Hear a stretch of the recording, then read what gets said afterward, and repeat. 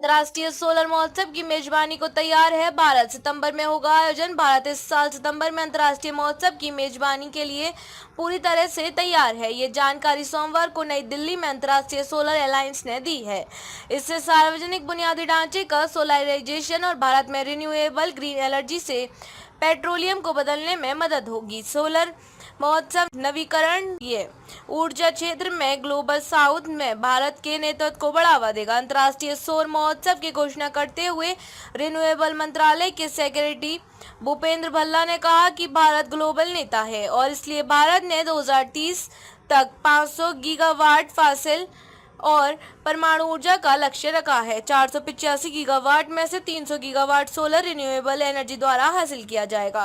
अंतर्राष्ट्रीय सौर महोत्सव सितंबर में नई दिल्ली में शुरू होगा, जहां वैश्विक मंच में अफ्रीकी महाद्वीप और पश्चिम के देशों के साथ साथ एशिया डेवलपमेंट बैंक, संयुक्त राष्ट्र की वर्ल्ड बैंक जैसी कई अन्य संस्थाएं भाग लेंगी, जो रिन्यूएबल एनर्जी के क्षेत्र को बढ़ाने के लिए और ग्लोबल स्तर पर फॉसिल एनर्जी पर निर्भरता का काम करने के लिए वित्तीय मदद करेगी। अंतर्राष्ट्रीय सौर अलायंस टूल इंडिया के महानिदेशक डॉक्टर अजय माथुर ने कहा कि वैश्विक स्तर पर ग्रीन एनर्जी क्षेत्र को मजबूत बनाने की सभी संभावनाओं का पता लगाने के लिए विश्व स्तर पर भी सभी हितधारकों को एक मंच पर लाने के लिए इस महोत्सव का आयोजन किया जा रहा है, क्योंकि सौर ऊर्जा सबसे उभरते हुए बिजली क्षेत्रों में से एक है और अंतर्राष्ट्रीय सौर महोत्सव जैसे महोत्सव में इस पर विचार विमर्श किया जाएगा।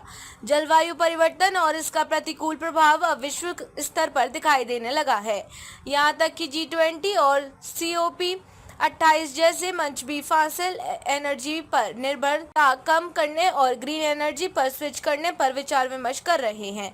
भारत सरकार और कई राज्य सरकार सोलर एनर्जी के लिए सब्सिडी भी दे रहे हैं, जिससे हर घर बड़ी मात्रा में बिजली की खपत बचा सकता है। क्या बोली साइना नेहवाल। बैडमिंटन खिलाड़ी साइना नेहवाल ने कहा कि हम रोजाना प्लास्टिक की पानी का बोतल इस्तेमाल करते हैं, लेकिन यह एक ऐसा समय है जब हमें प्लास्टिक की पानी की बोतल की खपत कम करनी होगी और सोशल मीडिया प्लेटफॉर्म के जरिए लोगों को जलवायु के लिए जागरूक करना होगा।